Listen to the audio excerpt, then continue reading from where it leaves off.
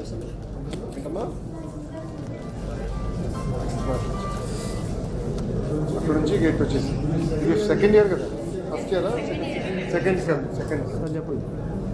ఉంది sir, front bike ఉంది. Text books పనికి వస్తున్నాయా?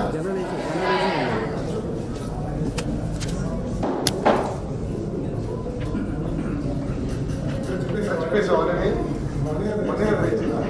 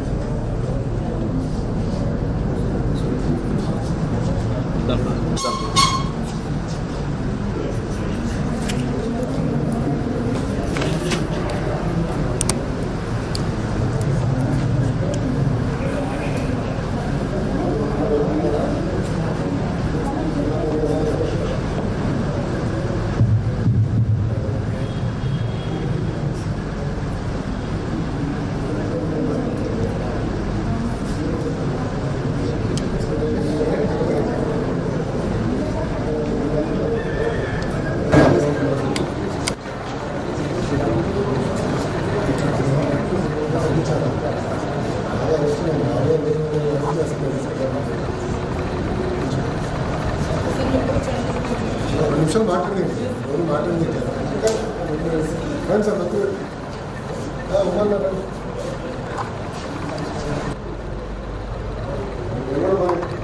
హలో ఉన్నా. దాంట్లో ప్రధానం ఏంటంటే ప్రైవేట్ డీట్గా మన ప్రభుత్వ పాఠశాలలు తీర్చిదిద్దారు. దాంట్లో ఉపాధ్యాయులు ఒక మీరు ఒక సైడ్ బాగా చదవాలి, అందరికీ గర్వపడేదని చదవాలి, ఉన్నత విద్య కూడా అక్కడితో ఆపకూడదు, పై చదువులు కూడా చదవాలి. ఈరోజు మీ అందరూ తెలుసు, డిగ్రీ లేకపోతే ఉద్యోగం వచ్చే పరిస్థితి లేదు. ఒకసారి ఉద్యోగం వస్తే మీ జీవితాలు కాకపోతే మీ కుటుంబం వాళ్ళ జీవితాలు, కుటుంబ సభ్యుల జీవితాలు కూడా మారుతాయి. సీరియస్గా తీసుకోవాలి. అందుకే నేను మంత్రి అయిన వెంటనే ఫస్ట్ టెక్స్ట్ బుక్స్ గతంలో 2019లో ఇచ్చేవాళ్ళు, తర్వాత ఆపేశారు. నేను వచ్చిన లేదు టెక్స్ట్ బుక్స్ ఇవ్వాలని అనుకుంటున్నాను. మెటీరియల్ విశేషం అంతేకాదు, మీరు కూడా రేటింగ్ ఇస్తాం పిల్లలకి. ఇంటర్నల్ మార్క్స్ బట్టి మిమ్మల్ని కూడా క్లాసిఫై చేసి ఎవరైతే చదువుకునే ఇబ్బంది పడుతున్నారో వాళ్ళకి సప్లిమెంటేషన్ ఎట్లా చేయాలి, ఈ గైడ్స్ ఇవన్నీ కూడా ఎట్లా చేయాలని చాలా సీరియస్గా తీసుకుంటాం. సో ఒక మిషన్ మోడ్ నిజంగా తీసుకుంటాం. దాంట్లో మీరందరూ భాగస్వామ్యం. మీ అందరిలో ఎక్కువ అల్లరి చేసేది ఎవరు మాట్లాడదా? నేనంత బయట కాదని నాకు తెలిసిందే. గర్ల్స్ అసలే చాలా స్పీడ్ అని విన్నారు. 71% పిల్లలు మిమ్మల్ని మొదట పరీక్షపడినారు. లాస్ట్లో అందుకని ఇంటెలిజెంట్ ఎవరు చేయట్లేదు అంటే నాకు 2 గంటలు ఉన్నాయి. అందరూ ఇంటెలిజెంట్ అని లేదా ఎవరు కాదు, ఏది తీసుకోవాలి చెప్పాలి కదా. ఎందుకు భయపడుతున్నారు? మేడం గారు ఏం చెప్పారా? మాట్లాడుతున్నారు లేకపోతే 2-3 రోజులు తెచ్చి సార్ ఏదో కంగారు ప్రిన్సిపల్ గారు మీరు బయటకు వెళ్ళిపోండి, మేడం గారు మీరు వచ్చేయండి, లేకపోతే భయపడుతున్నట్టున్నారు పిల్లలు. రండి, ఏమనుకోవద్దు, రండి, మేము వాడుకుంటాం ఫ్రీగా. ఓకేనా? పంపించేస్తే పడలేదా? చెప్పు చెల్లి, ఎందుకు భయపడాలి? సో మీ అందరిలో రౌడీ ఎవరు?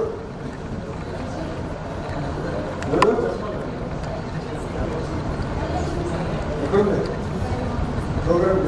ఎంసీ అన్నారు. ఏంటమ్మా మీ సైడ్ నుంచి మాకు ఫీడ్బ్యాక్ ఏంటి చెప్పండి.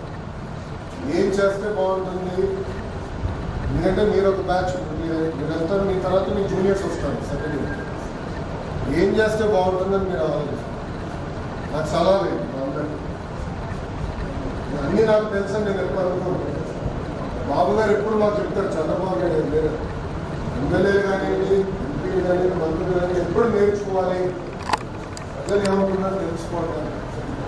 మీ దగ్గర నుంచి మాకు సలహాలు ఏమన్నా, సూచనలు ఏమన్నా?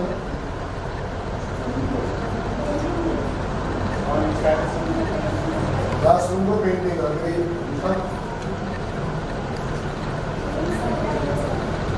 రూమ్స్ తక్కువ గ్రౌండ్ అసలు లేదు. ఉన్న చిన్న గ్రౌండ్ నేను కంపేర్ చేశాను. గ్రౌండ్ ప్రాబ్లం చెప్తాను.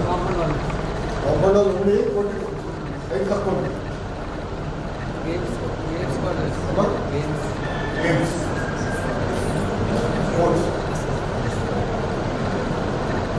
ఎకనామిక్ ఎవరు చెప్పట్లా. 11th 12th నేను కూడా గ్రైండ్లోకి వెళ్ళాను సార్. ఇంపార్టెంట్ సెకండ్ ఇయర్ అందరూ చూస్తుంటే నా కాలేజ్ రోజు గుర్తొస్తుంది.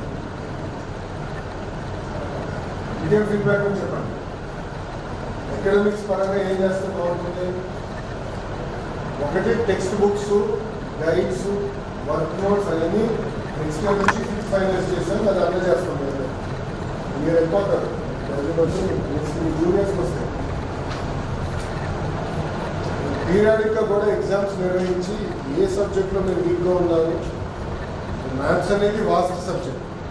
దాంట్లో ప్రత్యేకంగా ఏ ఫండమెంటల్స్లో ఎవరు వీక్గా ఉన్నారు, వాళ్ళకి ఎలా సప్లిమెంటేషన్ చేయాలని కూడా ప్లాన్ చేస్తాం. దానికి కావాల్సిన గైడ్స్ మెటీరియల్ కూడా ప్లాన్ చేస్తాం. ఇది కాకుండా ఏం చేస్తే బాగుంటుంది, అదనంగా ఏం చేస్తే బాగుంటుంది మీరు చెప్పండి.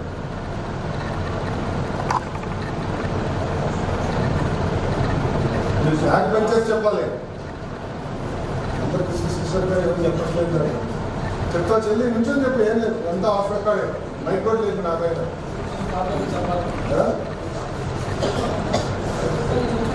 నుంచొని చెప్పమ్మా, చెప్పు. Give me feedback, please give me feedback.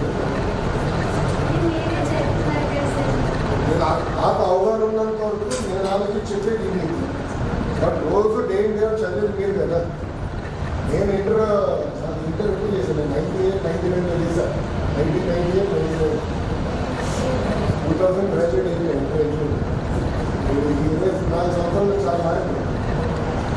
ఇంకేం చేస్తే బాగుంటుంది? ఇంత పర్ఫెక్ట్గా ఉందా? మంచి మార్కులు తీసుకొస్తారా ఇయర్? నోట్ కూర్చోమ్మా, చెప్తారా? ల్యాబ్ చూశాను. కెమ్ ల్యాబ్ కొంతవరకు పెట్టడం, ఫిజిక్స్ అనేది చాలా బ్యాడ్ జరుగుతుంది చూశాను. నాకు దగ్గర ఒక ల్యాబ్ మైనస్ పంపి నేను చూసుకుంటాను. నేను అన్నీ చెప్పాను, సార్ గారు చెప్పాను.